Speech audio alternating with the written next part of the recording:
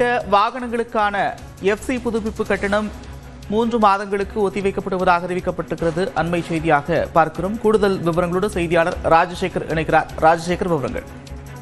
Nanda, லாரிக்கான FC கட்டணம் சுமார் 40% உயர்த்தப்பட்டதை கண்டித்து தமிழகம் முழுவதும், குறிப்பாக திருவாரூர், நாகப்பட்டினம், மயிலாடுதுறை உள்ளிட்ட மாவட்டங்களில் கடந்த 3 நாட்களாக லாரி உரிமையாளர்கள் காலவரையற்ற வேலை நிறுத்தத்தில் ஈடுபட்டு வருகிறார்கள்.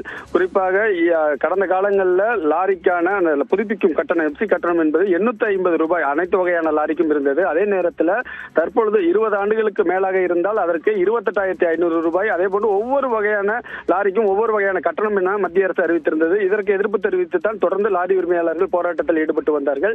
இதற்கு கேரள அரசு ஒரு வருடத்திற்கு ரிலாக்சேஷன் அவர்களுக்கு கொடுத்திருந்தார்கள். அதே போன்று தமிழக அரசும் வழங்க வேண்டும் என்ற கோரிக்கையை லாரி உரிமையாளர்கள் வைத்திருந்தார்கள்.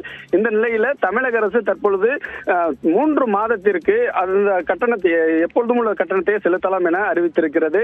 அதே நேரத்தில் லாரி உரிமையாளர்கள் அதற்கு 1 வருடம் எங்களுக்கு அறிவிக்க வேண்டும், அப்படி இருந்தால்தான் நாங்கள் போராட்டத்தை கைவிடுவோம் என தொடர்ந்து அவர்கள் பேச்சுவார்த்தை நடத்தி வருகிறார்கள். இதன் காரணமாக நேரடி நெல் கொள்முதல் நிலையங்கள்ல பாத்தீங்கன்னா லட்சக்கணக்கான நெல் மூட்டைகள் தேங்கி இருக்கிறது. அது மட்டும் இல்லாமல் ரேஷன் கடைகளுக்கு அத்தியாவசிய பொருட்கள் கொண்டு செல்வதில் சிரமம் ஏற்பட்டுள்ளது. இதனை கணக்கில் கொண்டு உடனடியாக நடவடிக்கை எடுக்க வேண்டும், 1 வருடத்திற்கு அந்த ரிலாக்சேஷன் கொடுக்க வேண்டிய கோரிக்கை தொடர்ந்து வைத்து வருகிறார்கள். நன்றி ராஜசேகர், விவரங்கள்.